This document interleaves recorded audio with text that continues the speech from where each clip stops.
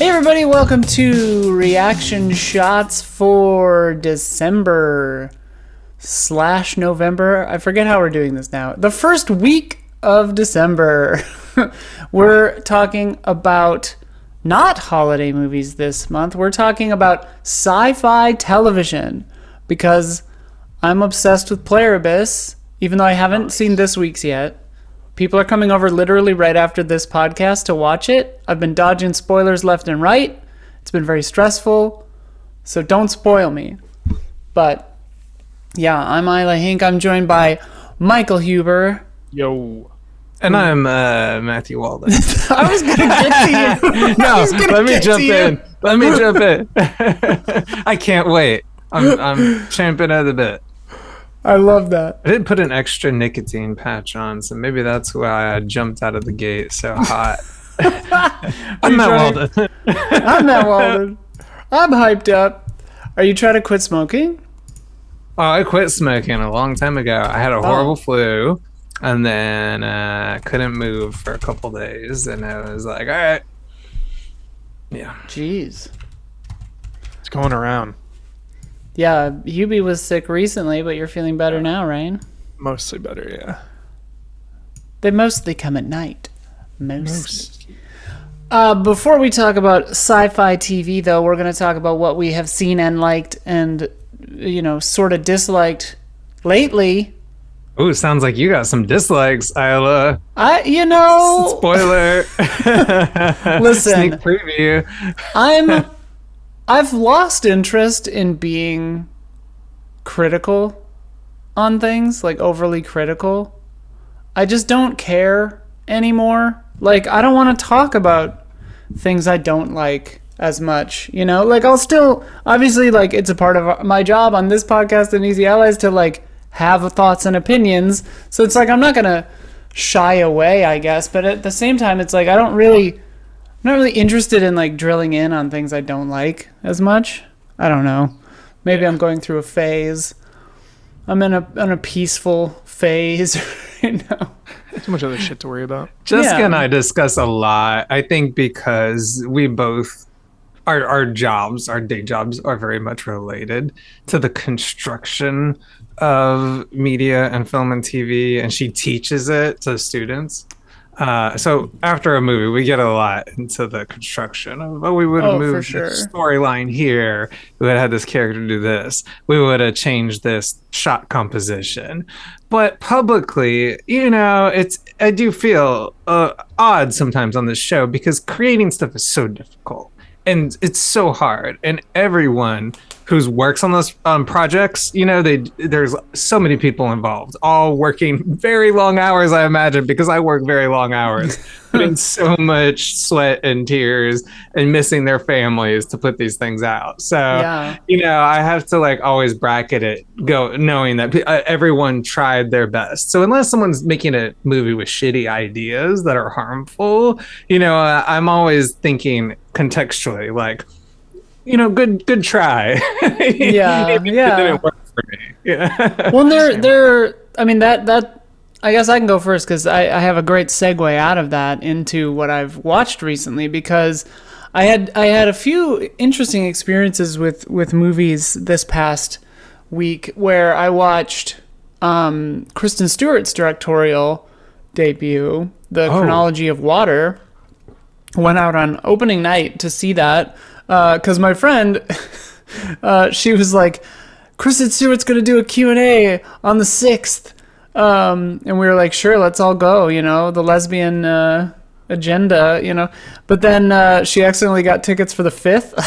So then we just went on the 5th and it was just a normal screening. But it was still fun. But, well, fun is the wrong word, because this movie is so interesting. It's based on a book, which is based on the author's real life. And she seems to have had a very hard life. Ooh boy, this is a difficult, intense, heavy movie. And it is a memoir, right? So it doesn't have like a traditional narrative, in a sense. I mean, it does in the sense that a normal human life has, a birth, a middle, and then if depending on how it ends, an end. But we had a similar conversation coming out of that where it was like, this is what it was, and it was successful at what it was, and Imogen Poots does an amazing job in this movie. But at the same time, it's like, as an editor, I was like, yeah, I could have cut maybe 20 minutes out of this. Like, I could have rearranged a few things. I could have shortened the, like, chapter 1 element of this, because it's like, we kind of got the idea about the dad, you know, like, being vague, but, like, you kind of get the idea pretty quick. And then there are several times throughout the movie where it's just like, we already know this. Like, this is a good image, so you could have used it earlier or something, but, like, you know, we know. So it's like, but it's really tricky with a movie like this where it is someone's life, because you're like, okay, what do you trim out of somebody's life? I mean, Matthew, we dealt with that a little writing one of our movies where it's just like, okay, this happened, but how do we shorten this? I mean, I think you did an amazing job of that, and well, it was great, and I think like I loved the freedom and willingness of just being able to do that. Like, this doesn't belong in the story. It was very cool to write with you. It was fun. I was happy that you were. I mean, well, this is like inside baseball, but like, without getting anything specific, you know, we were writing things based on Matthew's experiences, and there was a thing that happened that was pretty nuts, and I was just like, this is too insane. Like, we can't. That's a different movie. Yeah, that makes this a very different movie. We have to change this to something like that fulfills the same narrative goal. But yeah, anyway. That gets into one battle after another, which, again, I think I mentioned this last time, nothing like the book. 5% like the book. Right. And it's a beautiful adaptation because of it. Like, nailed the spirit of the book so hardcore. It just threw the book out the window. Yeah. But somehow it captures, you know, the meaning behind the book. That's and so cool. so yeah, I'm so impressed by that willingness to just, you know, throw the entire plot out the window. I love that. Yeah, I mean, like, the movie adaptation is like the best example of it. But like you were saying last time, where it's like, yeah, adaptation is its own art form. You have to change it to a new medium, and that's what's curious about the chronology of water, because it's like water is present throughout the entire movie in imagery, and there's subject matter that revolves around it. But it's like, I'm curious. I don't want to read this book because it seems heavy as hell, but I'm curious how it is in the book, if it's more like, you know, an internalized monologue where it explains the meanings of the things instead of showing them. And it's a cool movie, because I think it was like successful in a lot of ways, but like, I didn't like enjoy it, you know, because it's so intense and like sad. Then on the flip side of that, I watched Queens of the Dead, which is made by Romero's daughter. George Romero's daughter, cool. Lisa Romero, maybe. And that movie is kind of like, you know, it wasn't successful in a lot of ways. It had a lot of fun moments. It's the quick pitch is zombie movie centered around a drag bar, like a gay bar. And so like most of the zombies are like drag queens or like gay people, and like very queer movie, which I really loved. It had a lot of like representation, which was really fun, and a lot of lingo, you know, so that was all really fun. But like, the thing that came through was like, it was like friends making a movie together, which is always kind of fun, like as a vibe, you know. Next, what else did we watch? The Beast in Me, the new Claire Danes, Netflix. Did you watch that, Huber? Not yet. Not yet. We finished it the other day. It's Matthew Reese. Matthew Reese? I think it's Reese, yeah. Reese? Oh, he's great. Oh, and Claire Danes, and like, we loved it. It's an intense thriller. It's really interesting. It's I don't know. The less said, the better. But it's really, really good. Claire Danes plays a lesbian writer, which is really nice. Also, it's just like, I know some people were like, I don't know. It's to me, to Sophia and I, it was really refreshing to see Claire Danes and her just like real human face that doesn't have like a bunch of filler and Botox, and like she can still move her face. And like, I know some people were saying it looked like a Snapchat filter because she does a lot of chin acting. She's like fighting off Homeland, fighting off crying, and she's got the chin quiver. I don't even know if I could do it. It's like, but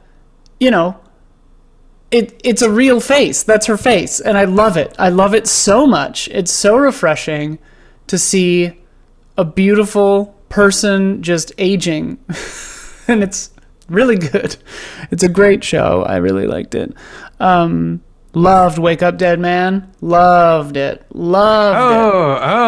you saw it. Oh, yeah. I saw it too. I was thinking while I watched it, I was like, I have to talk to Isla about this, but I don't know if she's seen it yet. Saw it the day after it came out. Yeah, day after Thanksgiving. Yeah. Black Friday. I loved it. Sick. Did you like it? Yeah, I did. Okay. I think the characters were great. I'm not sure about the central mystery, if I enjoyed that one as much as the others, but I really enjoyed the characters in it, and I really like Josh O'Connor. He was great. Every time he shows up, he's a different person, and like each time I see him, I think of him as an even stronger actor. What else is he in? He looked so familiar, but I wasn't sure. So he's in this great movie I liked, and I should have talked about it more because it continues to resonate with me. He's in this movie called La Chimera, an Italian movie that came out maybe 2 years ago. I remember seeing the poster. Independent Italian kind of artsy movie. And that was fantastic, where he's like in a troop of grave robbers, kind of like Indiana Jones, ragtag Indiana Jones mixed with My Own Private Idaho. Okay. So fascinating. Resurrectionists. Yeah. That's what they called that in the Wild West.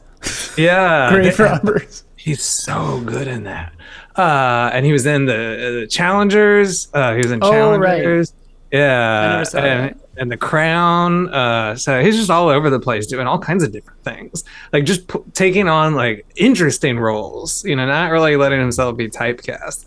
To Wake Up Dead Man, he's so good in that. Josh Brolin is so interested in that, doing like a weird kind of Trumpian priest, which turns out to be closer to reality than I would have thought. But oh, Josh Brolin's really like that, or oh no, don't tell me that. He apparently he like defended, quote unquote, defended his friend Donald Trump, like, I think it was very much like, I didn't vote for him, but he's the greatest business mind in the universe, and I'm just like, Josh fucking Brolin, come on, man.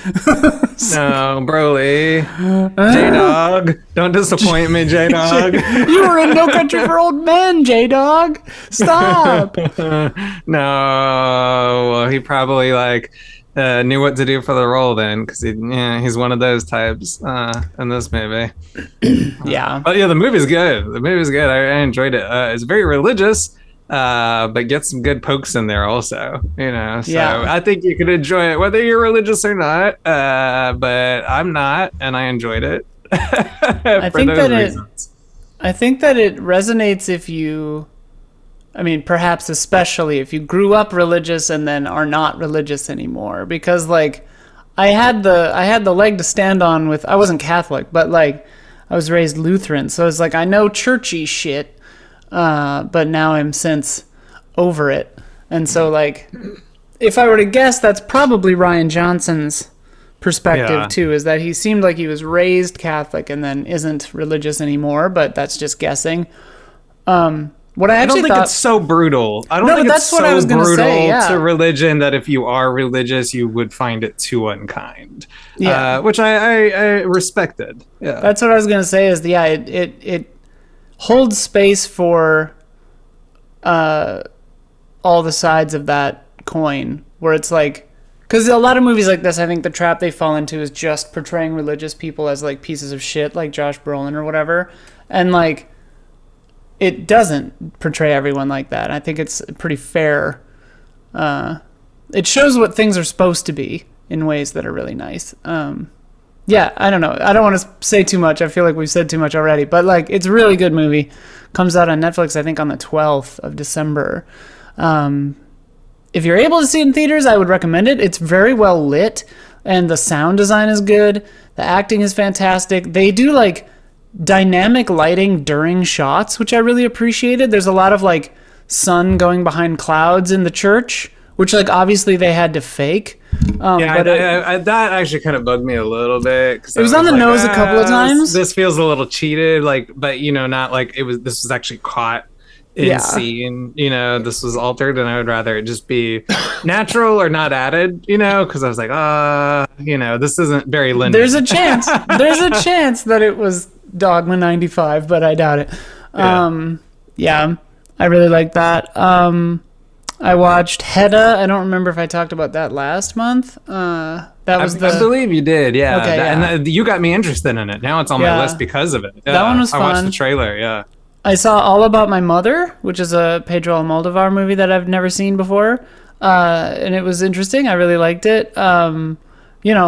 Deals with women, as most of his movies do. Women in relationships, women with regard to their moms and friendships and like helping each other out and pregnancy and all kinds of stuff. This one gets into kind of the AIDS epidemic a little bit. There's some trans representation in it that's like, I think good, but it was interesting because like there's one character that I don't know. I think the movie maybe like conceives of as like more of a cross-dresser than a trans person, and then one other character that they treat like a trans person because they call her. It's an interesting movie. It's interesting and like a bit of a time capsule, but I really loved it. Like I do most of his movies. I didn't love the first part of Stranger Things, but I know a lot of people do. So hell yeah. It's fun. Yeah, I mean, just to me, Stranger Things is like fun popcorn show. So it's like, what do you want, really? Yeah, it's so fun. I like that they're doing what we want. Like, fucking Game of Thrones, I feel like they were like, all right, here's what people want. We're gonna do the exact opposite for every decision. Every single decision in the final season of Game of Thrones is like, all right, everyone thinks and wants this, we're doing this. Stranger Things is like, just do the shit. Like, keep your characters together, go on fun adventures, like, have sick battles. It's good. This is fascinating. It's like you watched a completely different show. Because I'm like, they are split up. They reset all of their character motivations to be like... They're split up, but they're together. Hopper's doing, like, the protective dad thing again. It's like, we did this already. We did this. Like, I don't know. Well, he was gone for a while, and then he's back as a dad. He's been back as a dad for a while. Right, and now he's acting like weird. I don't know. Was he doing season 2 Hopper stuff? Because there's one season where like him and Winona Ryder were like being kind of particularly annoying. Where I was like, wait, no, they changed their characters. I don't like this. Why are they acting weird? Is it like that? He's more just protective of Eleven in this. It's very expository. Like the most expository dialogue you've ever heard in a show ever. Maybe ever. And like characters are like the show like legitimately I'm trying to think through right now. I would say the show has 4 characters and those 4 characters are split over 20 characters. Most of the kids behave as one entity and like they even finish each other's sentences and stuff and like they're explaining plans to each other even though most of them already know the plans. I don't want to just shit on Stranger Things. But I thought it was abysmal. Wow. But I'm hoping that the Christmas and New Year's ones kind of like right the ship because those I think are shorter. And I think this one would have been a lot better. Longer. They're way longer? They're all an hour and a half plus. But I thought it was fewer episodes. There's 4 more total. 4 more episodes total. Yeah, and they're all okay. Yeah, but we're halfway already. Yeah. So to me, this felt like 5 hours that was 1.5 hours worth of content spread out. Whereas I'm hoping now that we've got our ducks in a row, it'll just be like full speed. Because like I really loved seasons 1 and 4. I like when they're just like hanging out, lingering though. That's so fun. Like the first episode was so cozy because everyone was just like hanging out, going to school, going to work. Like I love that. I really like the radio station setup. That was cool. Yeah, I liked that stuff. I felt like they could have developed it better. It's also confusing because it's like, okay, how long has passed exactly? She did 500 broadcasts, so it's like, okay, a year and a half, 2 years maybe, and then like, it's just kind of interesting because it's like, okay, at the end of the last season, this big huge thing happened, and then now they've like literally and figuratively paved it over, and everything's kind of okay, which seems a little weird. It's like, engage with it, do the thing, like.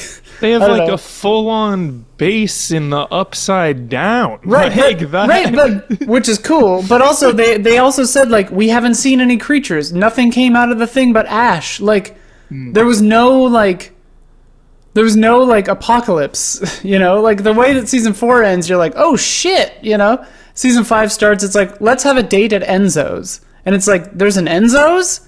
What are you talking about? Like, I see what you mean. You know. Yeah. I don't know. It just felt like a lowering of the stakes so that they could slow boil the beginning of the season again. Whereas, like, I think it should have been Fury Road from the start of the season, right? It should have just been like, fuck it, like, let's go, like, kill every character, like. They have to split up the subscription so that if you get the free trial, it lasts, like more than 4 weeks long. Oh my god, you're so that right. the season lasts more than like 4 weeks. Dude, so you have to like that has to be why they do one it. extra week. Yeah, that has to be why they do it. Couldn't you just get the free trial when it's over and watch it all? I mean, yeah. But you'd have to pay for at least one. Yeah. Once it's all over, you get the free trial. You bang it all out in a week. Yeah. Yeah. Yeah. That's our advice to you. But you want to watch it now so you can be in the zeitgeist. Yeah. One thing I did enjoy though, Predator Badlands. Fuck yeah. Was pretty fun. It was, even though it was PG-13. Well, that's, even with the white blood and the green blood. Well, that's the thing.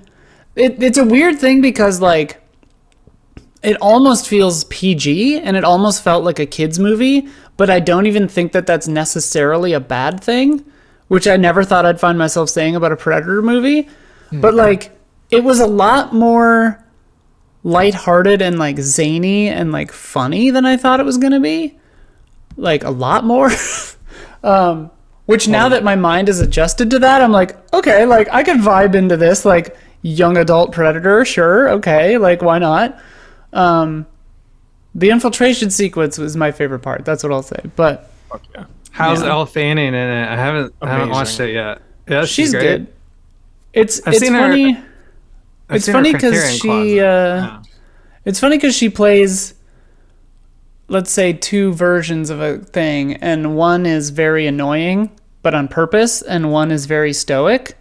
And so it's like it gives you kind of the 2 sides of the coin where you're like, okay, she can do both. So it's not her choice. Like she's not an annoying person. This character is annoying. I love that movie. I thought the final battle was kind of whatever. That was my only criticism of that movie. It's just like in a square area. It's like not choreographed well. It was fine. Which just final? Just the very final or the final battle, the big one. The final battle versus like all the scrub people. Oh yeah, okay. So before the final battle. Yeah. It was like, this is fine. Like fine action scene. It wasn't like the best I've seen, but my picks. Trying to be as vague as possible. I think that the very, very final thing could have been handled differently to get your comeuppance a little better. Mm-hmm. Kind of, but whatever. We're skirting spoilers like crazy right now, but those are mine. I think I feel like I'm forgetting something, but those are the main ones that I've seen lately.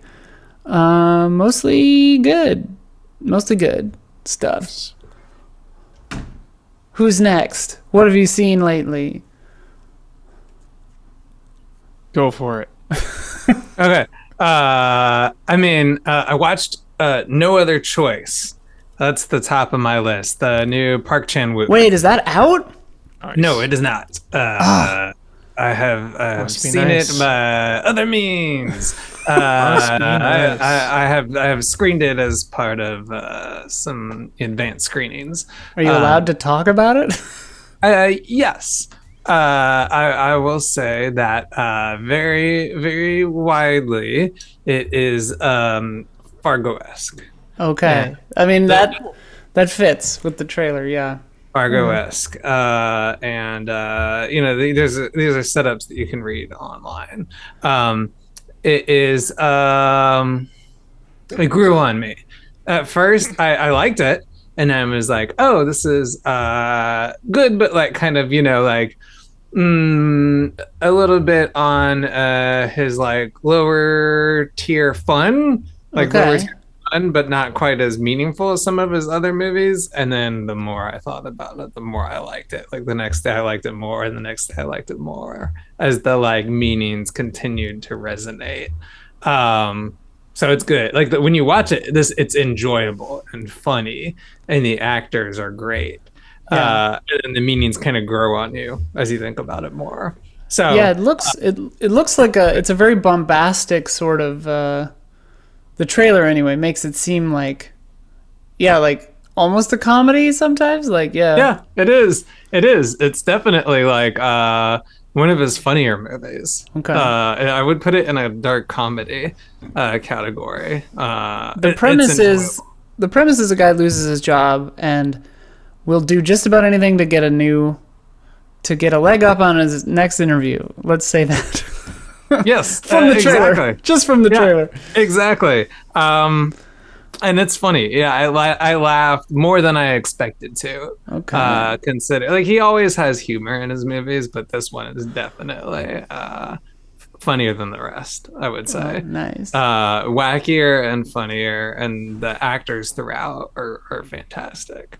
Especially the lead actor who is in Squid Game season 3. Uh, he is well, I don't want to give Squid Game any spoilers, but he is one of the main Yeah, I haven't actors in season seen 3. season 2 or 3. So he's just incredible in it. So thumbs up, the big thumbs up for me. Yeah. Like Hard to go it wrong with yeah. him. Yeah, it is. He's definitely like my favorite director, or in my pantheon of favorite directors over the past couple decades. Oh, for So, sure. um, Definitely, yeah, in the conversation for top 20 probably alive right yeah, now. for me, even higher. Yeah. For my personal like choice, like top 5 easily. So, Nice. highest to lowest. Saw Spike Lee's highest to Oh my lowest. god, The how high was and it? low. I opened with like it's hard to like complain about things because people work hard, and no, if you can't say Okay. anything nice, don't The don't say original's much. so fucking good. Oh, what's this? The You like this original. one? Oh yeah, the original. Because it's a Kurosawa remake, right? Yeah, it's a Kurosawa remake. Yeah. This one's a Bold. bit of That's a bold. it's a bit of a misfire. It's a bit of Ah, a misfire. I don't know what was happening here. I really don't know what was happening here. It's probably my least favorite Denzel performance. I don't know if wow. that's Denzel's fault. The score doesn't match the movie at all. There's just a lot going wrong. There's 25 minutes in the middle that are pretty riveting, that are pretty fun and very well shot, and they don't seem to match the rest of the movie. I was like, there's a Huh. good movie kind of like sandwiched in the middle here. Um, but yeah, it's. I would only watch it really if you're interested in seeing like kind of what went wrong. Uh, But yeah, I think I should move on, especially after I was opened about being so charitable. But there's a lot to dissect there in that movie. yeah. Yeah, I watched Oh Hi. I don't know if you've seen the trailer for that. It's Molly Gordon from The Bear, a romantic comedy. Oh, okay. She co-wrote this. I can't remember the director's name. It also stars one of the Drive Away dolls, who is not Margaret Qualley. I feel bad. I don't remember her name. It is the other doll Yeah. who drove away. Drove away. Her name drove away from my memory. I'm so sorry. It is the other doll. Yeah. Yeah, it's very funny. Basically, this couple go away on a trip for the weekend to a cabin, and the dude kind of breaks up with her, and she freaks out and chains him to the bed. And then and things go south from there. And she's like, "Oh no, I chained him to the bed. What do I do?" Like I handcuffed him to the bed, and then I'm freaked out. Like, do I leave? Do I leave him here? What do I do? God. Yeah. It's kind of like I wouldn't say like a crime movie, but you're like, is this going to become a crime? Yeah. It's like So Gerald's Game in reverse. yeah, you wonder if it's going to become that. You're like, how wacky is she? Yeah. Is she totally Misery. going to break? But it's Misery, funny. Yeah. It's very funny. I enjoyed it.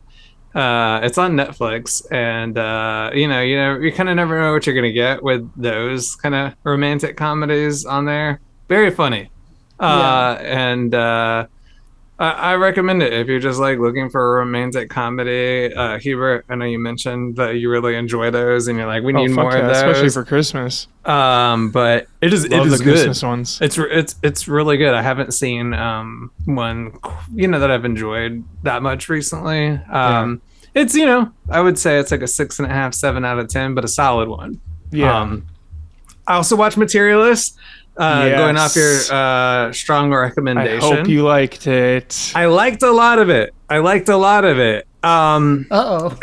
I liked a lot of it. I thought Dakota Johnson and Chris Evans were really good. I thought Pedro Pascal, who I love, was sort of a weaker link in the movie. Sure. He was very awkward, and I think his character was supposed to be awkward. I don't know if he was the right kind of awkward for the movie. Yeah. And I think he's a very nice guy in general. I like him a lot in real life. His character's supposed to be this kind of rich, awkward guy, like this rich finance bro in the movie. And I think he's supposed to be like just kind of awkward, has a hard time connecting with humans. Mm-hmm. And I don't think that's Pedro Pascal in real life. And I don't know if he approached the role the right way. Maybe he wasn't directed to do the right thing. I don't know, but it didn't click for me. Yeah. But the rest of the movie was working apart from him for me. I love the director so much. Like, I just wait now for whatever she does. Yeah, it was cool knowing that she used to have that job, Dakota Johnson's job in real life. She was a matchmaker in New York. And so you wonder how much of that was like based on her life experience. Probably a lot of it informed the movie. Speaking of rom-coms, have you been watching Nobody Wants This? The Kristen Bell show? No, but I've Jessica seen billboards has. for it. Oh, so Jessica, good. there's like 2 seasons out, right? Season 2 just came out. Yeah. How does season 2 hold up? Is that good? Really good. Really good. Cool. Yeah. I know Jessica really enjoyed the first season, so nice. Yeah. I watched Frankenstein. I couldn't remember if we talked about that last month. You talked about it because I knew you watched it. Yeah. I loved it. I don't know.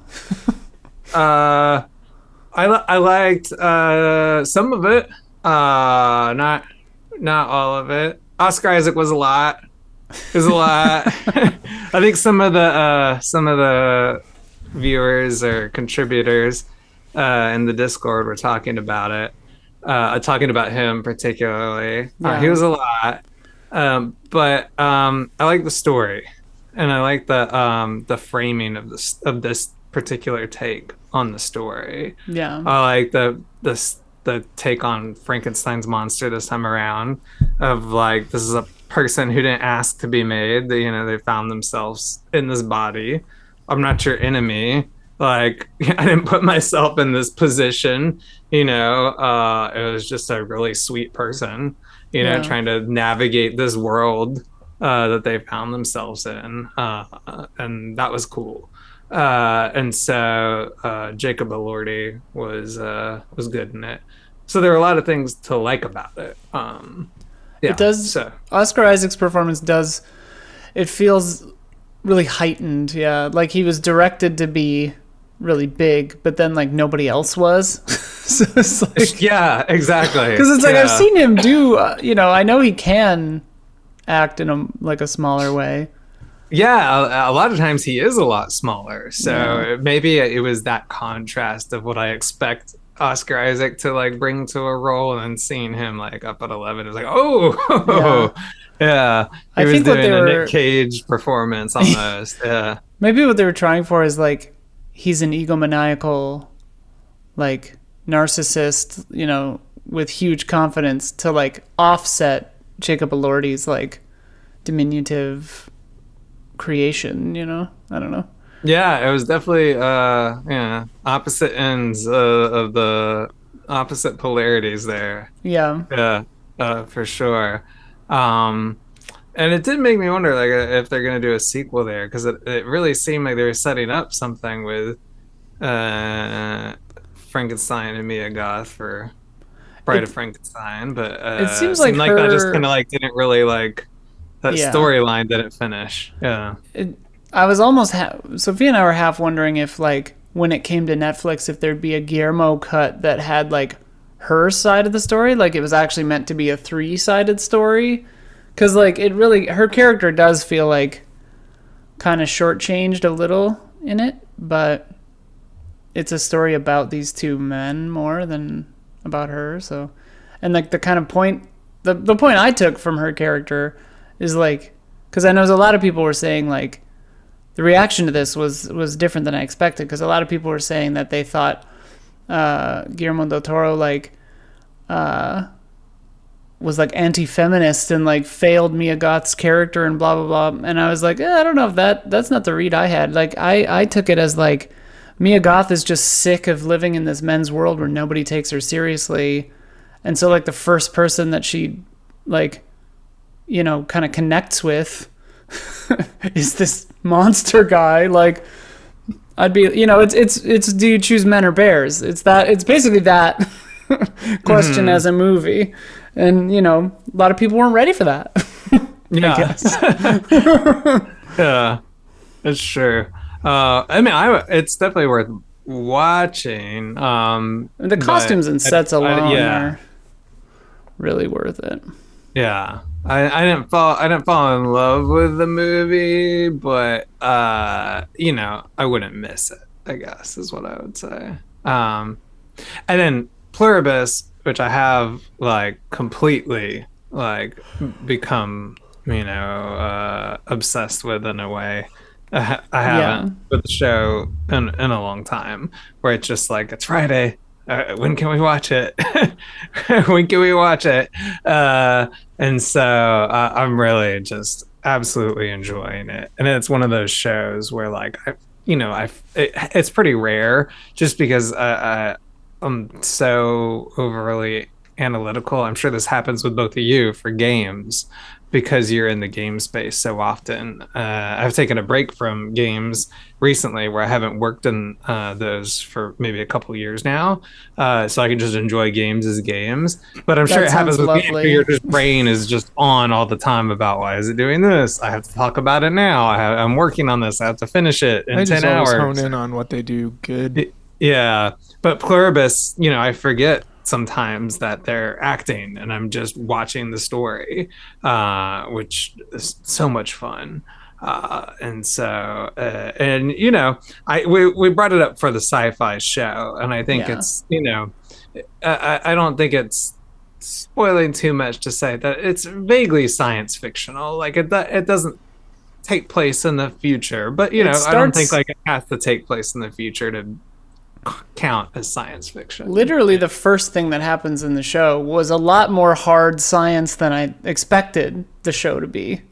Within really 5 seconds. Yeah, like literally the first thing is like science. And I was like, oh, okay, cool.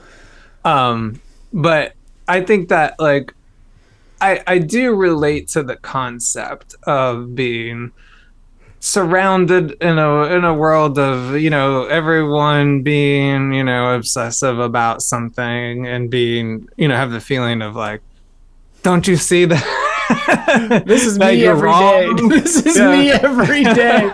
Am I crazy? Like, you're on the wrong track. You're on the wrong track. Thing is not very good, and everyone loves it. Right? Yeah. And so I really love that. I mean, and the show really isn't about AI, so that's not a spoiler to say this, but it can feel like, oh, this fad, everybody's obsessed with this thing that you feel maybe is damaging, and like, Yeah. don't you see what's wrong with this? So there are a lot of things that feel resonant about what's happening right now, but you could plug anything into that metaphor. And so yeah, it's just such a good show. You made me realize something, because like I saw the TV Glow. I rewatched it recently with a friend who had never seen it, and like his reaction was similar to the reaction that the people I saw it with originally was, where they were like, "Wow, that was so intense and like disturbing, and like what a difficult reality, whatever." But I had felt just like, yeah, that seems about right, like about that one is like, yeah, that's how that felt. And like this one similarly, Pluribus, like people I'm watching it with are like, oh, this is so creepy, like, this is, and I'm just like, I don't know, weirdly like just okay with it. I'm just like at home with it. Like I'm just like, no, this is kind of just how it is all the time anyway. I don't know. Yeah, I love it. It's so good. And we'll talk more about it obviously, but like it feels like Lost again, or like any of those like puzzle shows where it's like I've been, because this week the people I usually watch it with haven't been able to join until tonight, so I haven't seen it yet. Usually we watch it like the day it comes out, and so like I've had to dodge think pieces on YouTube so I don't get spoiled. Like, But yeah, that's what I've been watching. Hubert, I need to hear. Did Avatar come out? I feel dumb for not knowing. Did you not yet. Next week, yeah. Okay, Next. Yeah. Okay. 2 Well, I was like, p.m. damn, am I gonna tickets. catch the Avatar reaction? It's only because I haven't seen the second one yet, and I really want to see it in theaters. So, like, that's why I'm out of the loop on if it came out or not. Yeah. Last time I think I was, because I watched the second one again in theaters, and I was like, oh, maybe I'll see 3 like not 3D, because like the 3D was like kind of fucking with my eyes or whatever. But I just went all in. I'm going IMAX 3D for the next one. Of course you are. Yeah. We all knew you would. Yeah. Glasses, pizza, hot dog, everything. He doesn't eat I know. theaters. I'm just being a jerk. Don't get it twisted. Don has pre-ordered apparently all of it. Well, I can never tell with him if it's a joke or not, but he's apparently pre-ordered a bunch of concessions. What's insane is the ticket, $35. For one ticket? $35 for Avatar IMAX 3D. 35 Is that the bucks. Avatar Most surcharge? expensive, Or I don't know. That's the most expensive God. movie ticket I've ever purchased Damn. in my entire life. Yeah. That's a lot for a movie ticket. That's a fuck ton for a movie ticket. Yeah. Crazy. Good Lord. Yeah. Like, I'm used to $20, 22 or something. Like, he living in LA, going to 18. whatever. Yeah, 19, whatever it is. Like, which is also pretty high, but like $35. Crazy. I guess he's guaranteeing that it'll gross well then, because unless people balk at the price and don't go. It's tracking teeny tiny under 2. Teeny tiny under 2. I mean, that makes sense for a sequel. For a threequel. Yeah. I think that they tend to do that a little. What have you seen lately, Hubie? Watch the New World director's cut for Thanksgiving. Oh, you actually did that. Okay. Hell yeah. This is one of It's the not many really a things he's like, New World tonight. I And knew was that like, you've he's been not planning watching that for half a year. Yeah, it wasn't really. It's not really a Thanksgiving movie, but it's like Thanksgiving adjacent. That's one of the Colin only Farrell, tone, right? one of the only tone poems I really love, because it is a fucking tone poem, especially Yeah. the nearly 3-hour extended cut. That's Malik, right? Yeah, Yeah, he'll tone poem you. yeah. He'll hit you with a tone poem, the old TP. I was just really in the mood for like, well, one, because it's like holiday season, but I was just really in the mood for like a real movie, like shot in the real world with like real people and real lighting and real actors, like outside. Film it like outside in a place, I feel like so many movies. Yeah, so many movies are just like, all right, we're filming on the back lot, filming on the studio. It's like on location. Need that shit. Watched, because I was sick, so I watched some casual shit. I watched Black Rabbit on Netflix with Bateman and Jude Law. Oh, yeah. How was that? Really dark. Oh. Heavily dark. Really liked it. Really fun. Just like characters doing bad shit. You've seen it 100 times. Just filmed really well. Bateman and Jude Law are like really compelling. Really, really good. It's like a train wreck you can't look away from. Right. And really good twists and turns. Really good twists like you don't see coming. And then the new show, because I love Westerns, The Abandons on Netflix. I've never even heard of this. Gillian Anderson as a fucking psycho baron villainous. What? Insane performance. How have I not heard of this? The thumbnail is our reactions. The worst. We both made the YouTube reaction. Yeah, it got the worst reviews. Good. Critically and audience. Terrible reviews. Oh. It was Kurt Sutter, who I guess like he did Sons of Anarchy, but I guess like numerous productions he's been involved in. He's been like fired and left, and he left this one like 3 weeks before it was over. So the show is kind of a mess. How do people maintain a career? I don't understand it. I truly don't understand it. I've wondered that myself. Yeah. From Just certain projects. Is it the just white man fails upward kind of thing, or is there more to it than that? I don't know. I wish I knew, because yeah, he just like bounced. See you later. And then Lena Headey's in it. She's like the rival. Okay, this is what I saw. Okay, so I saw some lesbian Instagram posts that were thirsting after something with Lena Headey and Gillian Anderson, and I was like, "What is this?" Now I know. Okay, got it. I want to see the Wyatt Earp thing. What's the Wyatt Earp thing? That's like Winona Earp? Gender twist. Yes. Is that any good? Winona Earp. It's a good show. I watched the first episode. It's cool. And it's very like Sci-Fi Channel, like, and like maybe it gets. I'm not mad at. No, I know. Sci-Fi Like, Channel maybe stuff. it gets like a better budget kind of later as it goes, but it's like my head wasn't in the like, because like they don't make TV like that anymore. I feel like they don't do that anymore. That show is its heart on its sleeve. I love it. Yeah. And like, I like low budget sci-fi. Yeah, Like, so there's something about that. Yeah. I want to keep going on it because I've heard that one's gay too. So it's really good. But yeah, The Abandons, it just had nothing to say. Like, it's all surface. It's all surface level. Everything. Every character, every plot point. There's like Native Americans, and it just like doesn't really go anywhere with that. So yeah, just a troubled production. But at the same time, because I was sick and because it's so melodramatic, like it really is a soap opera, I had a casual fun time with it. And because great. Gillian Anderson is absolutely unhinged in it.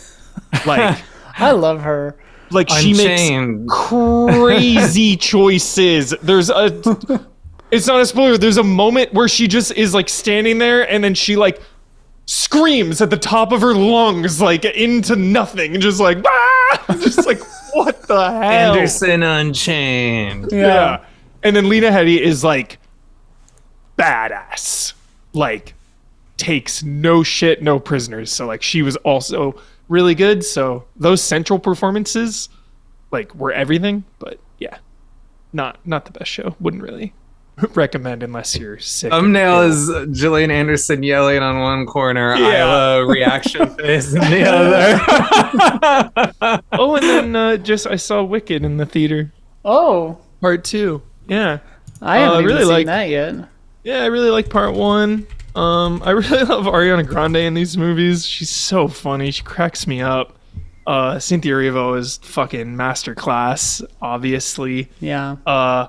One, the music is just so good, and so like one is so fun, and the songs are so great, and then two is like, which I usually love. Two is usually like really dreary and like heavy and like not fun, and the songs aren't as good. Yeah. I mean, all the songs I can remember from Wicked, because I've seen it in theater, like the play version. I don't remember anything in the back half. Yeah. So Like, I've been trying. yeah, and the first one's long, so like I was thinking, could they have done it in one movie? But the first one is already like almost 3 hours. So yeah, it was The play's still good. not that long though, so I don't know. Yeah, I still enjoyed it. It was still good. But definitely part one is superior for sure. Oh yeah, I finished the most recent season of Only Murders in the Building, and it was cute. Sick. Like, that's a cozy show. I'm too Also, behind Wicked, now. really fortuitous timing because it's like oppressed people. Oh, And like, yeah, it was like really relevant just with the state of America for sure. yeah. The people in charge lying and manipulating, and the animals getting like herded off. Like, it was eerily Yeah. relevant. I was like, wow, holy shit. So Yeah. good timing on that. Anything That's else? it. No. Okay. Nice. Yeah. We asked our patrons at patreon.com/reactionshots about their favorite sci-fi TV. Stuff like Lost or Twin Peaks or X-Files. Oh yeah, I forgot I wrote this. Oh, monkey. Stargate. Stargate Atlantis, Stargate Universe, Stargate SVU, Stargate She Wrote, Agents of Stargate, Fargate, and The Prisoner. I said, what's your fave? Anything else? And I correctly assumed we'd be filming today. So, get in on that conversation, or the Discord. Andor, best That's a good sci-fi. Best Star Wars. Yeah, $3 gets you the Discord, gets you in on these conversations at that website, patreon.com/reactionshots. Okay. Yes, thank you. Beto's Burrito says, it's probably not a great show, but the titular character Andromeda from the show Andromeda in the early 2000s was definitely an awakening for me. Teenage boy me was not prepared. Yeah, she's like the android avatar for the ship, right? She's like Is this separate from Andromeda Strain? Yes. Andromeda is like Babylon 5 or Farscape, where it's a sci-fi show with Kevin Sorbo. I don't know Andromeda. I caught it like a couple of times on Sorbo. TV, but I never really sat down and watched Kevin it. Sorbo's sketch as fuck. Is he really? Yeah. Hercules? Yep. What'd he do? Yeah. Is political. Oh, shit. Yep.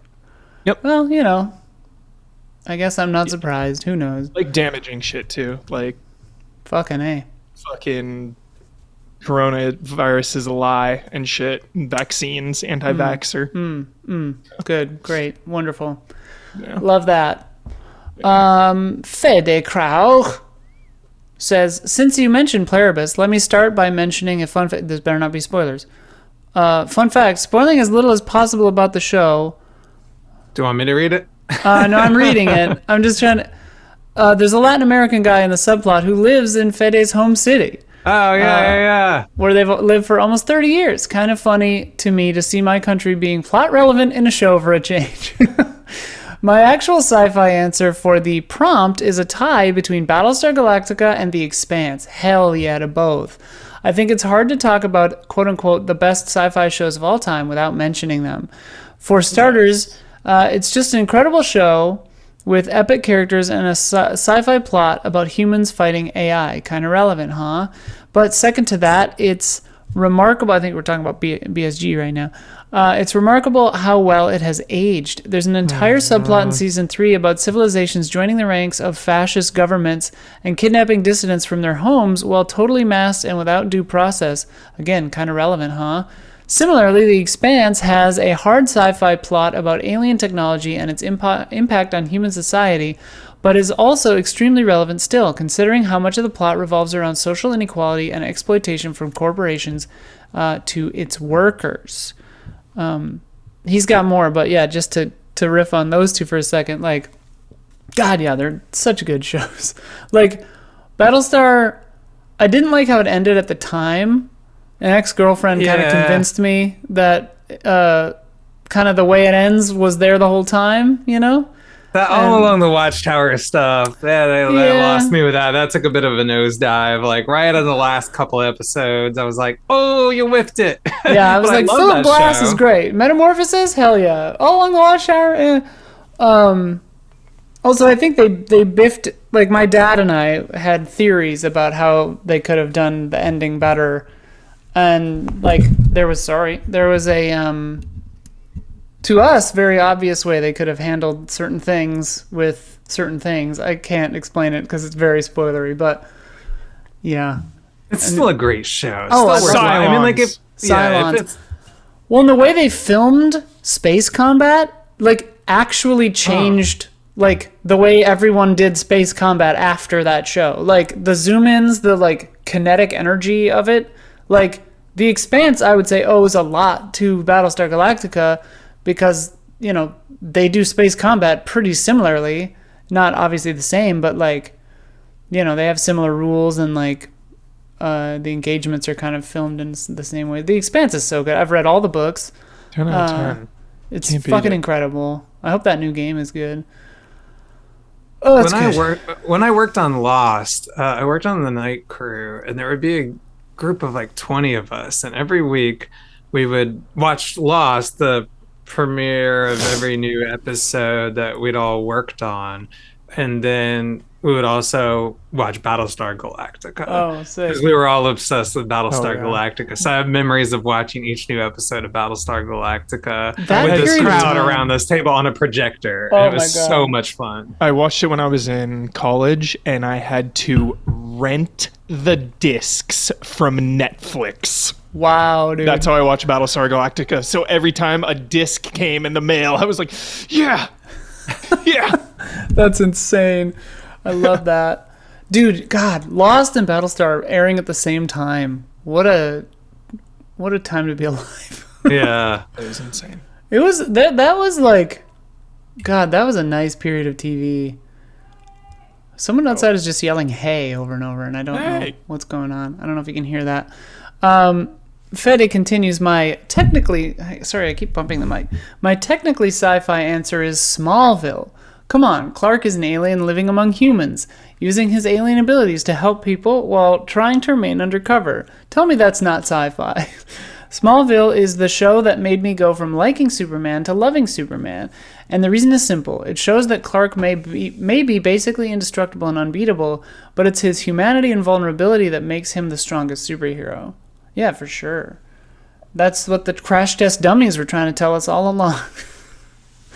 There's a song by the Crash Test Dummies about Superman, if people didn't know that bizarre reference I just made.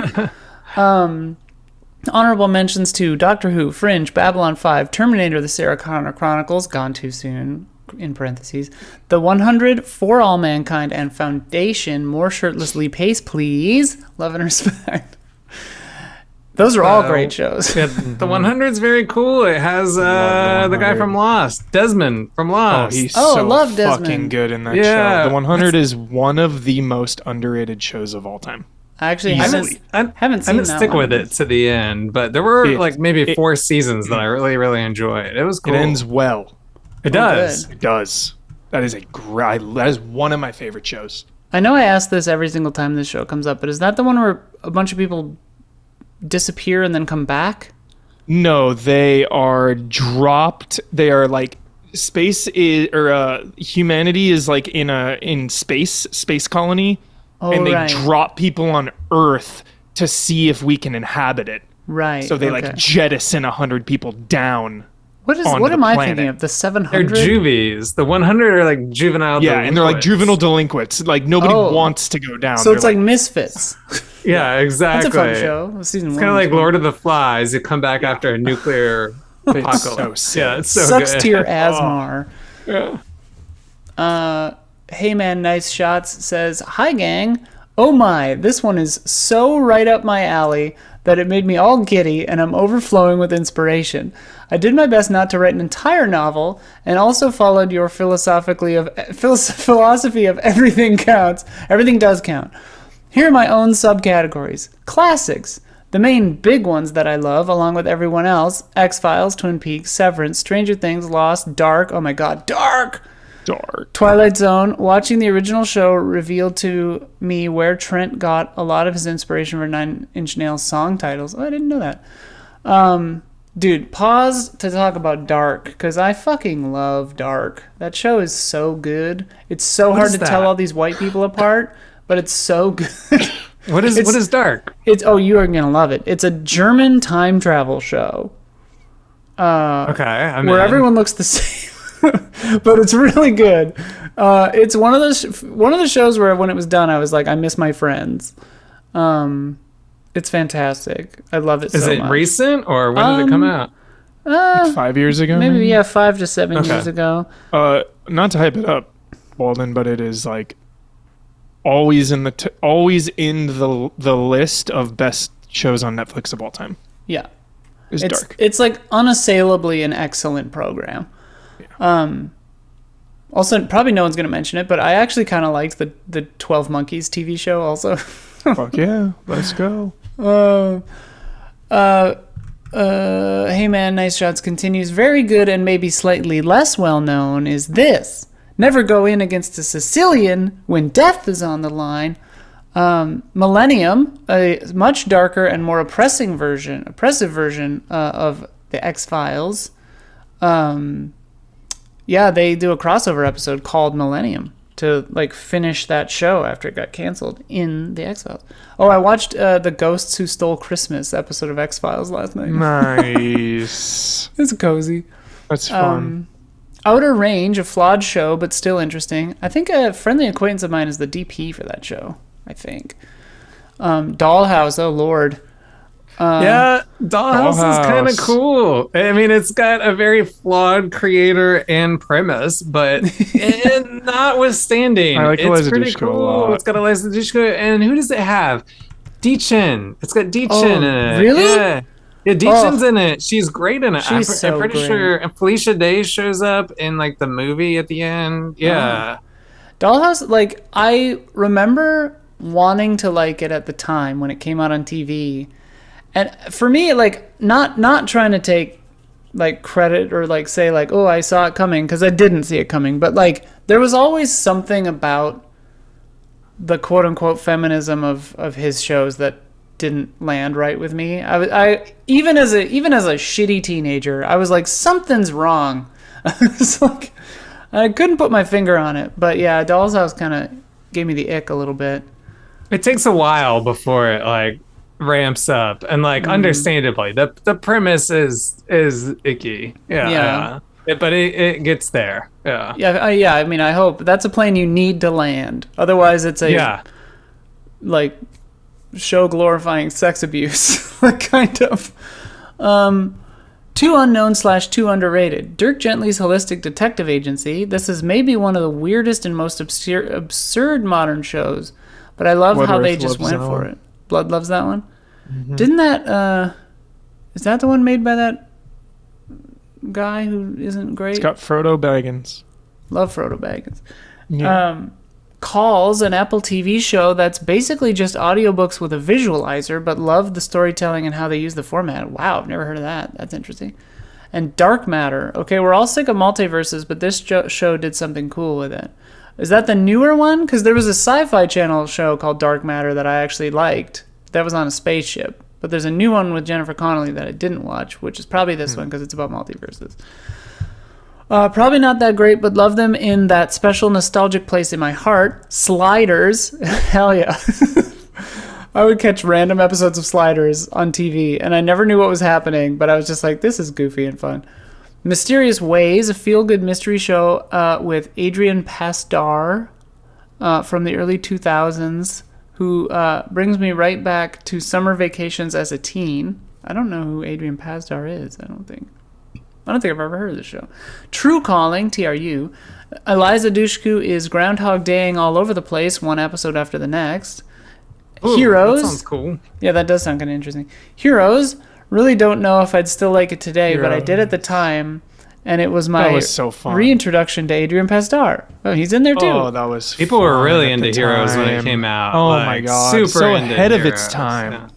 I think I've talked about this before, but it was funny because I came into Heroes on season 2 because everyone was like, season 1 is incredible, but I didn't bother watching season 2. Whoa. And then season 2 everyone hated. And so I was really confused because I was like, this is not good. Why does everyone love this? And then my friends were like, no, this is bad too. And I'm like, oh, okay. Yeah. Highlander, my weekly dose of heads getting sliced off. Watching this at an early age together with playing Mortal Kombat probably desensitized me for life. Yeah, we were all there. Sorry about the massive post. We loved it. I got all excited and stuff. Anything else? I watched the pilot of Splinter Cell Death Watch and really loved it, or really dug it. Good setup and very slick style and action. Plus, I can always appreciate me some Liev Schreiber. Love Liev Schreiber. Take care, and until the next one, hey man, nice jobs. Thanks. Yeah. Nobody's mentioned my favorite television sci-fi show of all time yet. We'll see. The Prisoner. Oh, well, that too. You have to do like one of those full screen like confetti things that you always set off. Oh, I always set those off accidentally. But when someone mentions like today's secret word, like Pee Wee Herman. Yeah. I mean, it's a pretty obvious choice. It's like a cozy, it's like a feel good. It's like if a show could feel like home, this show is that, but we'll see if anyone talks about it. Codalito, I'm going to try to keep this short and live action if I don't want to burn through 90% of my upcoming classic anime. I told my wife the other day we should rewatch Fringe soon, and everyone should really rewatch Fringe. It's such a great mix of mystery of the week and long arc storytelling. X-Files is my favorite show of all time, but the long arc conspiracy stuff is the weakest part for me. Fringe may be derivative of X-Files, but I felt it had more of a plan of where it was going. Multiverse stuff is inherently messy, but I think they stuck the landing. Also, the cast is fantastic. John Noble's Dr. Bishop is the greatest mad professor of all time. Yeah, Fringe is crazy because for me, I love Fringe also. For me, it's the opposite of X-Files, where in the X-Files, my favorite episodes are the Monster of the Week episodes, like the just random one-offs. Mm-hmm. And obviously, I love the overarching storyline also, but like that's if you're settling in for a rewatch, right? Fringe, my favorite episodes are the overarching storyline episodes, and like a lot of the Monster of the Week ones aren't my favorite. It's like the opposite. It's interesting. I love Fringe. We also need to bring up Red Dwarf, the 1988 to 1999 British sci-fi comedy show that was an institution for us that grew up in Europe in the 90s. Yeah, I've never seen it.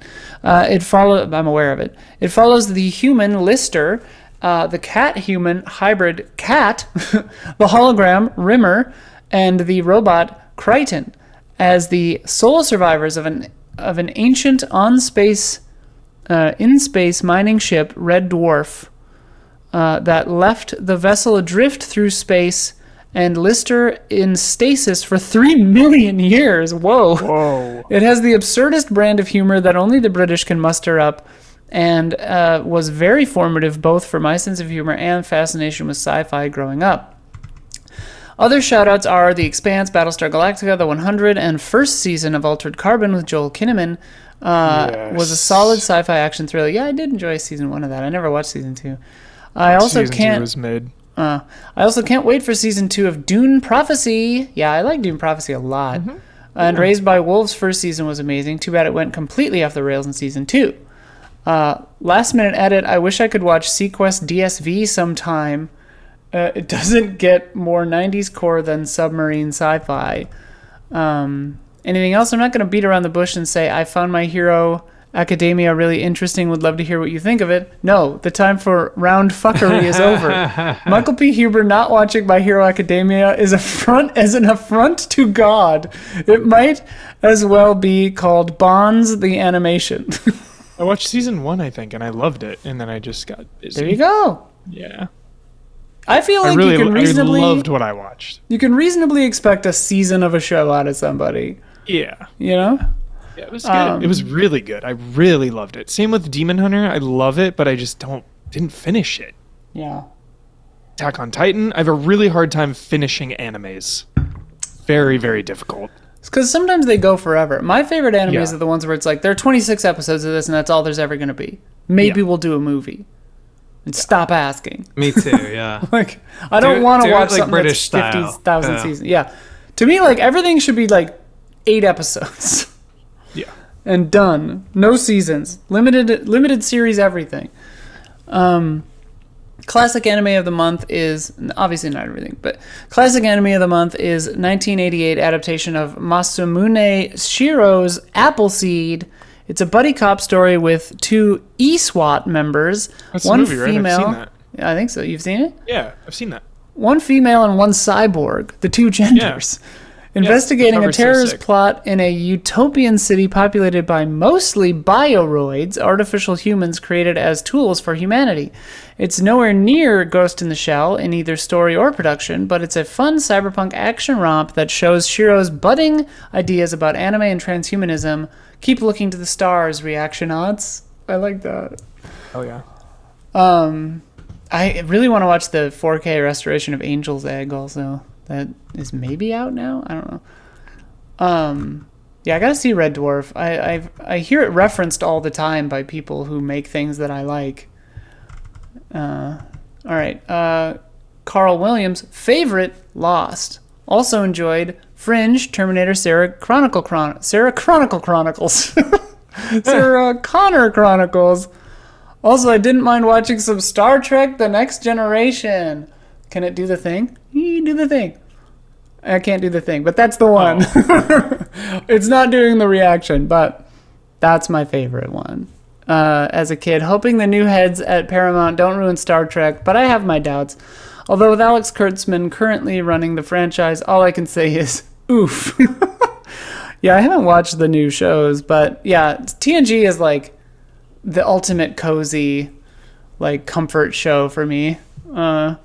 I really need to watch some. Because everyone tells me if you like Babylon 5, watch TNG, watch Deep Space Nine. They're so related. Yeah. They're god tier, except season 1 and most of 2 of Star Trek: The Next Generation is not very good. I was actually thinking the other day, because I'm trying to get Sophia into Star Trek: The Next Generation. I was honestly thinking of doing like a video where I like just summarize what you need to know from seasons 1 and 2 of Next Generation with like clips and like just to be like, this is Q. He'll come up again later. He's got God powers. There's a funny joke about Riker having a beard, like that kind of stuff. That's just like, this will matter later. And so you understand the characters, but you don't need to suffer through it. Because, Sophia, bless her heart, she did try to start watching Next Generation because I was like, and I made a list. I was like, these are the good episodes, watch these. But I did include the series premiere, right? Because I'm like, I haven't seen it in 100 years. And also I'm just like, well, it's the premiere, so you probably should see it. And I forgot how fucking terrible it is. And she like watched it, and then she was just like, I can't. She was like, I can't do it.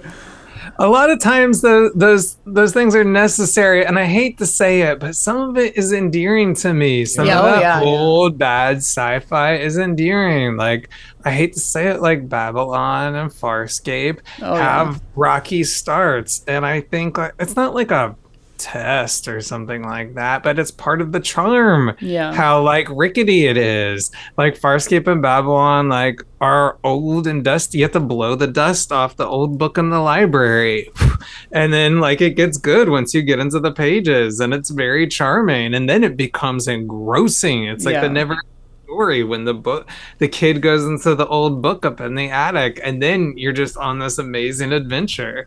I don't know. I mean, I understand why people don't want to do that. Like it's okay, but like part of it for me personally is part of that like old rough stuff where you're visiting a different time period, both traveling to the future of these imaginary worlds, but traveling to the past of like, the 60s or 70s or early 80s when people were imagining what the future would look like. You're going to their old lens of the future. And some of that is just, it's like you're time hopping to both the past and the future.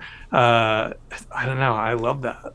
Well, and like the practical nature of some of these shows too, and like the early effects, like Farscape especially with all the puppetry and stuff, is like so charming because it is like this is what they were going for, like this Jim Henson vibe, like that stuff is really charming. And also like I was tempted to say like we lost a lot with going to CG, and I think that's not true whole cloth, because it's like some of those early like Doctor Who and stuff where it's like if you're being intentional and inventive with it, it's excellent. Terminator 2. Yeah.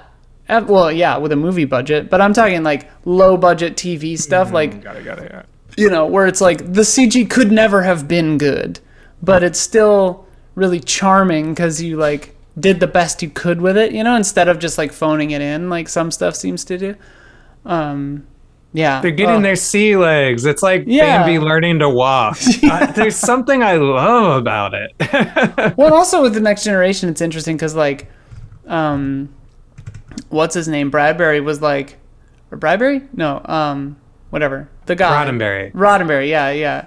Gene Roddenberry was like torturing everyone for the first like 2 seasons, and everyone like hated it. He was like throwing out storylines, like people would write whole scripts and he would just be like, no. And it's just like the cast can't have conflict with each other. And it's like, what are you talking about? Like, quit being weird. Mika Carl Eyes says the discussion prompt mentions Twin Peaks, which we all know is the #1 best thing ever, but for Sci-Fi TV, personally, I can't rave enough about the reimagined Battlestar Galactica series. I watched it again last year, over a decade since the first time, and it's the most invested I've felt with any long-form show in what feels like forever. Yes, it's pretty evidently low budget, but given that you're left with all these intense, gritty, and masterfully written bottle episodes that add such a rare tangibility to the world of that fleet, I don't think I'd have it any other way. The notably photogenic cast give it their all, with a handful of my favorite performances in any media. And I admit, some part of me yearns for those collective camaraderie vibes inherent to the whole military space marine thing, without any of the violent or problematic aspects, of course. And lastly, I can't go without mentioning Bear McCreary's unforgettable music, War Drum Level 100, and also Dune Before Dune. It's depressing to find out he was still in his early 20s when signing on as a composer, but good for him. Love and respect. Yeah, that launched his career for sure. It was so funny to me thinking about Battlestar Galactica this episode right now is how many times, I may have mentioned this before, Adama, which takes someone's gun and point it at himself and just be like, if you want to shoot me, just go ahead and shoot me now. I swear he did that in 10 episodes. He's like, just go ahead and shoot me now. I may be a sinner, but I'm ready to pay for my sins. What's that from? It's from that school movie he's in. Oh, what was that? Yeah, the high school, right? Stand and Deliver. Yeah. Stand and Deliver, that's right. What a wild career he's had. Yeah, dude, I love Battlestar Galactica. God damn. Ugh. Whatever happened to Gaius Baltar? Is he on anything lately? Dr. He was Gaius. so good. Yeah, he was so good in that show. And number 6, like, what happened to her? Trisha Helfer? Admiral Kane is who I really liked. The dark hair, right? The lady? She was from True Blood also. She was one of the witches in True Blood. She was the best. She shows up in Next Generation also, if I'm thinking of the right person. Oh, really? Mm-hmm. Yeah. She's very cool. Ensign Rowe, if I'm thinking of the right person. She's a real bitch in that show. She plays like a hard ass, if I'm thinking of the right person, like in everything. Zach Wojnar says, I love the X-Files. Don't skip on the revival seasons either. I fully have. Are they good? Some of my favorite episodes are in season 11, including Kitten, Familiar, and an all-time classic, The Lost Art of Forehead Sweat. Dude, literally last night, I was looking through all the episode names in the new seasons on Hulu. I was just like laying on the couch and reading all the episode names of those 2 new seasons. Because I think I watched a little bit of season 10, but then not any of season 11. I'm currently reading the novel X-Files Perihelion, which is a continuation novel set after season 11. God damn. I don't know what a perihelion is, but I probably will by the time I finish the book. Is it a shape? It sounds like a shape. Yeah. As for a lesser-known show, I really enjoyed the Carl Urban, Michael Ealy series Almost Human, which only lasted 13 episodes. It had I've heard of this one. Yeah. Depressing that got canceled. That's one of those legendary cases, Isla, where we've talked about this, where Fox fucking moved aired the episodes out of order. Oh my god, why do they do that? So they started with like episode 3 and then went to episode 6 and then to episode 1 and then to 9, like all over the place. Fox used to be so drunk, dude. God. Although they aired The Prisoner out of order too. Like there's still some like uncertainty as Box to sets, the order that you're supposed to watch them in. That show was so cool. Almost Human was so cool. What could have been? I thought for sure The Prisoner was going to be your confetti show. Oh, I love The Prisoner. Maybe. Yeah. We got to do the podcast. We do. I have names. I have potential names. I mean, The Prisoners is an unbeatable name, but also The Unmutuals. Oh. Because the Unmutual, you're unmutual if you're not in agreement with the island, but also To Hell with the Village. Yeah. And Tally Ho is the newspaper that comes out. Yeah. We would have to end every episode with "Be seeing you." Of course, yeah. How could you not? Be seeing you. Apparently, that this like hand symbol, like over the eye, is like something that early Christians would do to identify each other. That's what I heard at one point, and I was like, "That's interesting." There's a really good video Leo Vader did on The Prisoner recently, and like Patrick McGowan being a maniac. Anyways, Almost Human, which only had 13 episodes, it had a unique take on the buddy cop genre, or maybe it was just a unique aesthetic. Either way, my memories of it are fond. Mm-hmm. Also, Star Trek. Star Trek. What can I say about Star Trek that hasn't already been said? Best costumes ever. Captain Kirk over Captain Picard. Okay, calm down. Anson Mount's beautiful hair. And in A Mirror Darkly, the two-parter of Enterprise, where the mirror universe comes into contact with the Defiant from the Tholian web. Whoa, that's crazy. Especially continuing the story of a 1968 TV episode 37 years later. How cool is that? Super cool. That's how cool. When I was a kid, my dad was on a submarine. He'd be away for like months at a time, sometimes 6 months on these submarine missions. And he was a big fan of Star Trek. And so we would tape it while it aired on television, the first generation of Star Trek. And so we would just, record it on VHS for him. And this sounds like, I'm absolutely ancient, but I am. Yeah, I'm like, wait, are you old? So that way when he got home from these submarine missions, we'd have like these tapes as a gift for him. Like, now you can watch Star Trek in the order it aired. And here you go. And for Christmas one year, I got him a Star Trek phone that looked like the Enterprise. And then it was so annoying. It was like impossible to use because he picked it up and it was like this big round circle. And when it rang, it went like, it was like the most irritating phone to hold. You could barely talk into it. But yeah, whatever happened to early novelty Star phones? Trek. I think they went the way of the phone. Yeah, I heard myself asking it right after I asked it. It's like the same thing that happens to everything else. Mark Hallinan says, does anyone remember Sliders? I loved Sliders as a child, despite it being a fairly blatant retread of Quantum Leap. Yeah, but with Jerry Connell and a larger regular cast. Did they ever make it back to their home dimension? I don't remember. I do not know, unfortunately, because it was the 90s where we did not have the internet and failing shows just got buried in some obscure scheduling slot to live out their final days. I hope they did. Another sci-fi show which I was quite fond of, which was also slightly mishandled toward its back end, was Fringe, a semi-successful X-Files type show with a multi-dimensional angle and great performances from the late, great Lance Reddick. Yeah, he was amazing in that. Very unrelated to sci-fi, despite what the title may suggest. I recently watched Train Dreams on Netflix this week. Terrence Malick, right? Yeah, I'm gonna watch that this week, or like this week for sure. That's some TP, some tone poem.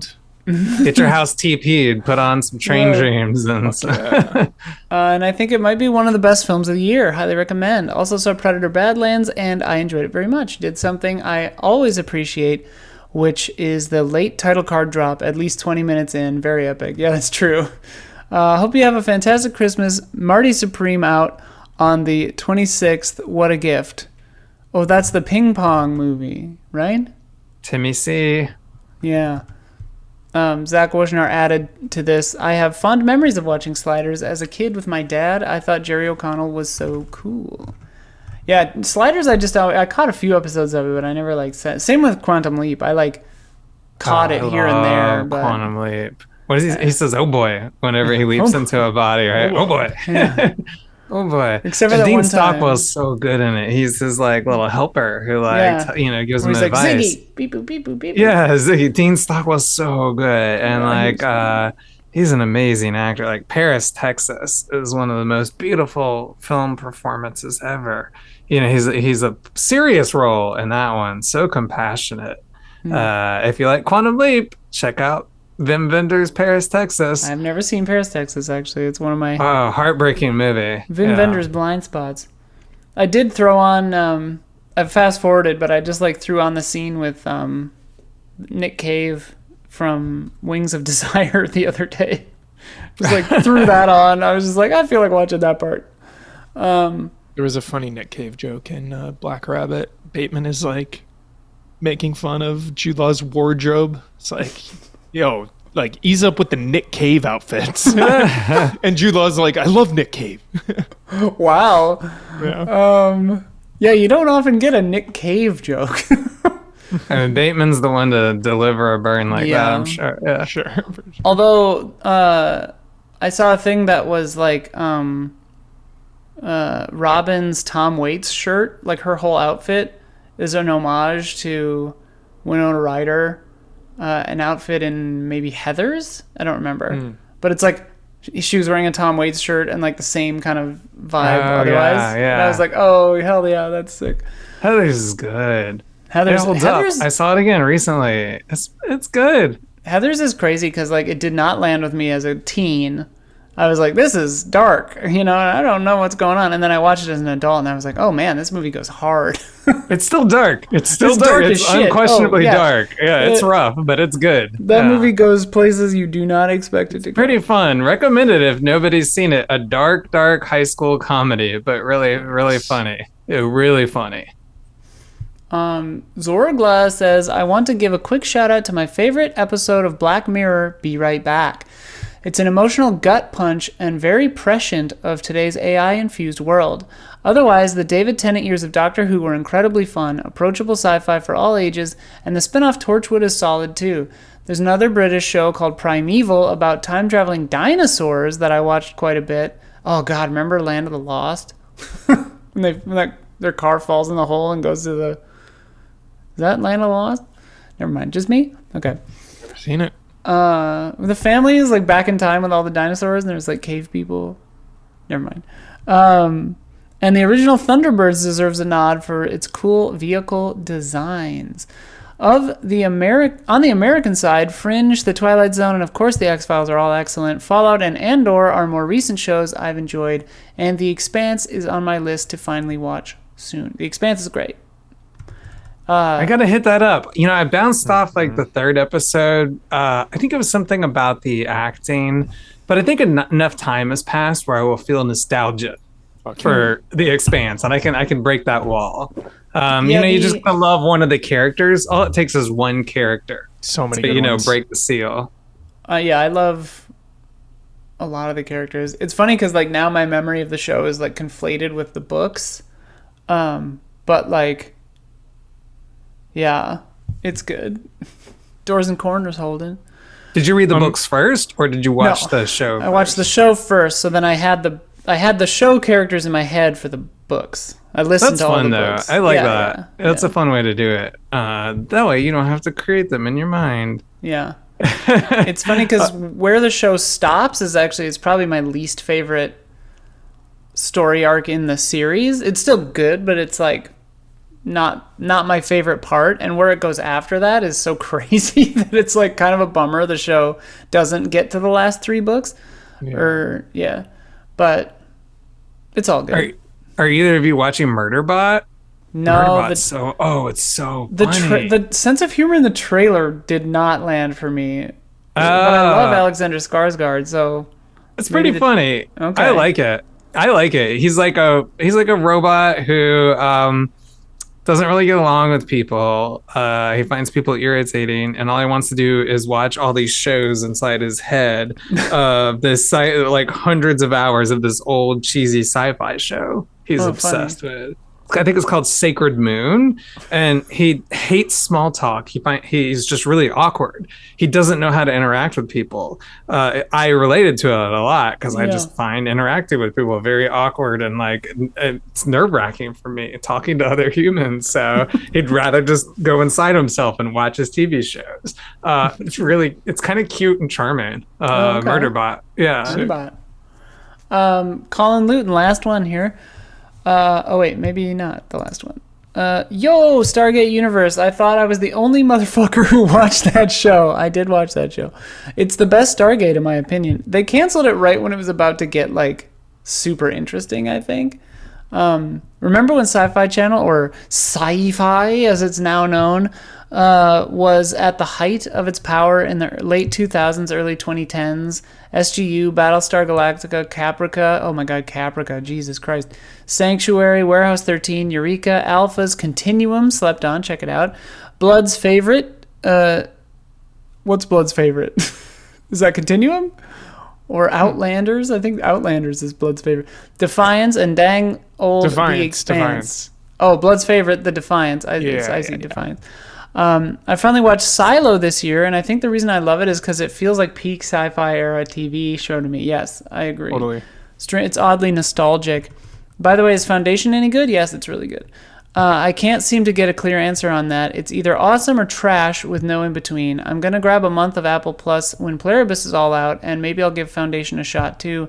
Okay, last thing, Dune Prophecy rocks. If you missed all the scheming and conversational jujitsu from the Dune movies, it's all in Dune Prophecy. Yeah, Dune Prophecy is really good. Well, that's getting some love. It's fun. I like it, yeah. Yes, Foundation is good. People who maybe don't like it is because they've read the books, or the book, and they want it to be different than it is, but like, I think the show takes the concepts in the book, because it's like a bunch of random short stories kind of loosely linked together by Harry Shelton, or whatever the fuck his name is, and makes it into a coherent plot, like a TV show. And it has this thing in it that you may have heard of called Women, which I think is probably a good addition. Yeah, so I love it, and everyone's really fun in it. I'm into it also. Yeah. I'm behind. Sophia and I are like halfway through season 2, and season 3 just ended, I think. But it's really good. And I love like grand scale sci-fi with like wacky time jumps, and like where the scale is so huge that you're just like kind of anything could happen, because it's just like, the scales we're dealing with are like planet destruction is like on the table kind of scales, like. Sounds like Agents of S.H.I.E.L.D., the most underrated sci-fi show ever that no one has said one time. Well, we have one more, actually. I discovered one more comment, so maybe like Agents of S.H.I.E.L.D., there is time travel. There is fucking AI. There is fucking time loops. There's space. It is life model replicas. Exactly. It is such a good sci-fi show. Just forever destined to be overlooked. I really think that they shot it in the foot by like making it unclear if it was canon or not. Because I think a lot of people totally are like, was and is. Yeah, but it's 100%. like a lot of people, but myself included, were like never quite sure on that, you know. So I think the whole like when it came out though, the whole hashtag was like hashtag it's all connected. Oh, okay, that's cool. Yeah. But like, couldn't they couldn't they like not say certain things or something? Couldn't they be like that thing in New York? Like that was Netflix. Oh, that was the Netflix stuff. Yeah. Okay. Yeah. Sorry, Huber. Please forgive me. Last one from Y'all would Duff. love it. Just super good sci-fi shit. Maybe Duff will bring it up. He's our last hope. I feel like sci-fi shows really thrive in the episodic format. Stuff like X-Files, Star Trek, and even Agents of S.H.I.E.L.D. No way. I just put that in. They say, and even Stargate. I love Stargate. Because it is episodic for a lot of it. A lot of episodes are standalone. Yeah. And even Stargate thrive in their one-off adventures where they take a single concept and run it through its paces, occasionally tying into larger plots as a means of resolution. I love that. Like, there's something to be said about... like Fringe does this in a really interesting way where it's like Monster of the Week stuff will happen for the middle 36 minutes, right? And then the last 7 minutes is like canon, like overarching stuff. And I always really, really enjoy that kind of like storytelling thing where it's like every episode does further something. And like the little weird thing that happened this week contributes to an idea that's been an ongoing thing or something. I've dipped in and out of shows like The Orville, Supernatural, and Buffy the Vampire Slayer, but I think Doctor Who is the show that I've invested the most into due to its anthology structure. Episodes like Blink, the one with the Weeping Angel statue and they move when you're not looking at them, Midnight, a locked room mystery on a tour bus in an inhospitable planet, or The Family Blood, the Doctor goes into hiding in World War I England to avoid having to fight enemies he could easily overcome. Above all, I love Doctor Who, man. I gotta catch back up on the modern stuff. Yeah, I remember you were so into it and then you kind of fell off, but I feel like everybody kind of fell off. Everyone kind of fell off during the, what's her name? Not Jodie Comer. Broadchurch lady. The lady. Broadchurch lady. Yeah, which fucking sucks because I was so jazzed that finally the Doctor was going to be a woman. Jodie Whittaker. And she's incredible. She's an amazing actor. And I loved her Doctor. Good. I was her Doctor for Halloween one year. And like, I really liked the idea of the Doctor being a woman because it's like, it's kind of been like hinted at that happens. And like, obviously I like that concept. But like, the showrunners changed at that point and the tone completely shifted and it like, kind of did a weird like reset thing where like it was like a soft reboot and it like pretty much everyone seems to have been kind of like and then they sort of after that did like a like soft reset again back into the original canon where it's like not that this is not, it's still canon, but like back into the old vibes where they had David Tennant come back as like a transitional Doctor for a special before turning into the current guy. Who's black, which I also think is awesome. Like, it's doing really sick stuff. And like one of the episodes, 73 Yards of the new seasons, which I did see, and I did watch the original Christmas special. I know I'm rambling. The Church Rose, whatever. Like, I really liked all that. So it's like, I need to just sit and do it because it's good. I don't really know what it's on anymore. Because that got confusing. Because it was like suddenly on HBO and then it was suddenly on Disney or something. And I'm like, where do I watch this now? Mm-hmm. But there's a Christmas special probably coming out. They usually do one. I don't know. God, the Peter Capaldi stuff, there's some really good episodes in there too. There's one where it's a time loop where he's being pursued by basically like the Grim Reaper. Love the Grim Reaper. And the time scale of that episode is like, I think about that episode like all the time. I think that one's called Hellbent because there's a two-parter, Hellbent, Heaven Sent. But like, I think that one's called Hellbent, I think, unless Heaven Sent is first. But he's basically just in a castle by himself, trying to figure out a conundrum, and it's a wonderful episode. He's like the only character in the entire episode. It's so good. Above all, I love the quality of trash talking that goes on in the show. Just silly British people who will suddenly drop all pretense of not being an eldritch horror when the time calls for it. Quote, "You just killed somebody I liked. That is not a safe place to stand. I'm the doctor, and you're in the biggest library in the universe. Look me up." Yeah, there's a lot of Doctor Who just being like, "I'm the doctor. Have you heard of me?" And then people will be like, "Yeah, oh shit." And then he's like, "Yeah, you're not going to win." And then they'll just be like, "Okay, I'm good. Like, see ya." Like, otherwise, I have enjoyed Frankenstein and its approach to the story, particularly the focus on parenthood and responsibility. The movie had a surprisingly cozy vibe. I've also been watching the new Kamen Rider series, which is getting simulcast on YouTube on Saturdays. I haven't had any appointment viewing in years, but it's fun to have it again. What are some appointment viewings that you have that you enjoyed / have enjoyed? Currently, Pluribus. Game of Thrones was perfect opinion or appointment viewing for a long time. Lost was like the biggest one.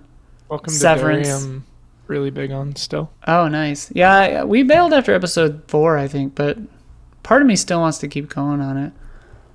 Super good. Yeah, it seems like science fiction shows end up being appointment viewing for me, or Vince Gilligan shows. Vince Gilligan shows, yeah. So Severance was one, and then Breaking Bad and Better Call Saul, and The Americans was one for a little while when The Americans was out. The Americans was so good. That was one of my favorite shows ever at the time. Boardwalk Empire was that's so cool. Viewing. I didn't know we had that in common. Yeah. The Americans? Awesome. I was fucking day one. Oh, Hubert loves The Americans. Love that show. Incredible. Perry Mason for me was appointment viewing, but I Mason. was the only one on the appointment. Nobody else was watching it for. I was talking on the phone with my sister today, and I brought up that The Beast in Me, and I was like, the guy Perry Mason's in it, and she's like, I love Perry Mason. Oh, that's so cute. Mad Men was at the time when Mad Men was airing. Like, I was like, new episode, gotta see it, the finale. There's this new 4K out that I think is on HBO, and people are making jokes online because I guess they like botched like the aspect ratio, and you can see the crew on the edges of it. Oh, I did see that. There's some Which show is this? Mad Men. Oh, Mad Men. And so you can see like the crew standing on the edges. There's apparently a scene where like Roger Sterling throws up, and there's like a crew sitting there with like a hose like on the edge, like spraying behind him. The special effects, or practical effects, vomiting. And then people are like, this is absurd how bad this is, that this isn't cropped out. that era of TV stuff where it was like, we're filming this in 16:9, but it's going to be broadcast in 4:3 or whatever, cause it. Because that happened with Next Generation also, where like you could see the crew or the boom or whatever on the side of the frame sometimes, because it's like it was shot for 4:3, but it was shot on film a lot of times in 16:9. So it's like they were just framing everything in the center. Good stuff. Yeah. Shout out to From, which is on MGM Plus of all fucking places. I think the season 1 is on Amazon or Netflix or something. Maybe season 2 now. It's basically like horror Lost, and it has Michael from Lost in it. Yeah, I like it. I mean, it's a little cheesy. You gotta be there, hit it at its level. But Sophia and I really like it. It's got Harold Pinot or whatever his last name is. Michael from Lost is in it. It's good. I like it. They did him wrong on Lost. Oh, they really did him wrong on Lost. Yeah, that's it. Thanks to everyone for writing in. Patreon.com/reaction shots. Check that out. Did any of your other favorites not get mentioned besides Agents of S.H.I.E.L.D.? I have a wacky recommendation for people because it never gets brought up in conversation. It's Wild Palms. It's probably reversed because I forgot to flip my screen. Wild Palms here. Me and Ryan Stevens like this one, despite its bumpiness.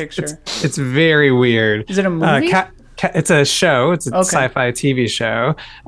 It's kind of Twin Peaksy, but with LA vibes. It reminds me of Under the Silver Lake, although Under the Silver Lake is better. Directed by Catherine Bigelow for at least the premiere, maybe a couple other episodes. It has to do with virtual reality in Los Angeles. Everything you say is like a new Whiplash. Like, it has Jim Belushi in it. And Ernie Hudson and Kim Cattrall and William Gibson in it. Oh shit, and the writer? Everyone, William Gibson from Neuromancer in it. What the fuck? The guy who wrote Neuromancer is in it. And Kim Cattrall wears this black wig. Everyone is obsessed with these sunglasses that are, put you in a virtual reality world. And the virtual reality sunglasses are being sold by this politician who's very tan and has bleached blonde hair, played by Robert Loggia. I think that's how you say his name. It's a satanic death cult. Virtual reality worshippers. That is insane. And they all have this tattoo of palm trees, which is why it's called Wild Palms. Sounds sick as fuck. A little like Pynchonesque, where people are Jim Belushi's trying to solve this mystery of this virtual reality death cult. And he's trying to track down these clues. That's where it gets like Under the Silver Lake. Okay. And he encountering this mystery of this like virtual reality cult. And William Gibson's in it. I think he wrote part of it. That's crazy. Yeah, and nobody remembers this show. Nobody talks about it. I've never even heard of this. Yeah, and Catherine Bigelow directed it. She directed one episode. Yeah. I've seen everything she's ever touched except this one episode. Yeah. What the fuck? Check it out. I mean, I can't say it's good, but it's fascinating. And so that's a weird recommendation. $35 DVD. Yeah, so I mean, I'll send you this. I'll send it to you as a gift. One in stock. The Blu-ray is going for $738 for no reason. Well, I guess I have a valuable copy. Is yours a Blu-ray? So if people talk about like Cusco games, like they're interesting even though they're shit. This is kind of like one of those where it's just a fascinating time capsule of like, how did these elements come together? I'm kind of obsessed with it, even though it's not good, because it's such a strange show. Sounds fascinating. Why is it $738 and it's used? Yeah, because I guess it doesn't exist anywhere. There's like a book that accompanies it. There's like a lore book. I have a lore book also that goes along with it, written by William Gibson. Holy shit. Yeah. So it's so crazy if something is fully unavailable to stream that the physical is like hundreds of dollars. Yeah. Do you have a unrelated question to any of this? And I would never advocate blah blah blah. Do you have a Blu-ray ripper? No, I do not. I can see what I can do. What if I sent you a Blu-ray ripper? I mean, it's like a couple discs, so I'll see what I can do. But it's interesting. It's fascinating as an artifact, especially for the William Gibson angle. If you like I've read I think every William Gibson book, every fiction book. I've not read any of it. It gets more relevant as the years go on about like a blonde tan politician trying to sell like virtual reality sunglasses death cult. So we're in that. We're pretty in that. I was obsessed with it when I was a kid because it aired on TV, just like ABC or something like that. Like ABC was like, we need an answer to Twin Peaks. What can we do? Twin Peaks was on ABC, so it was probably not ABC. Yeah, maybe it was CBS or something like that. I can't remember. But it was hardcore. Like it was more, it was intense. Like we need something gritty. Yeah, we need our Twin Peaks. It's hard to get harder core than Twin Peaks, especially as it went on. And they were all like, "We love Satan." Like they say shit like that when they put on these glasses. Like, it's so weird. Yeah. There's a few X-Files episodes like that too. Yeah. Sounds very Strange Days, also kind of. It's very strange days. Very strange days. So, yeah, awesome. That's my offbeat wacko recommendation. Yeah. We always count on you for those. All right. Thank you, everybody. We will be back next year with another episode. Next year, damn, ringing the new year, 2026. We survived just barely, but we made it. I suppose we will probably talk about our favorite films of 2025. Oh yeah. Also, Jim Belushi is in Chronology of Water. Weird full circle moment there. No, he made it. He made it to 2026. He's in there, yeah. All right. Thank you, everybody. Patreon.com/reaction shots. Thanks, Matt and Mike.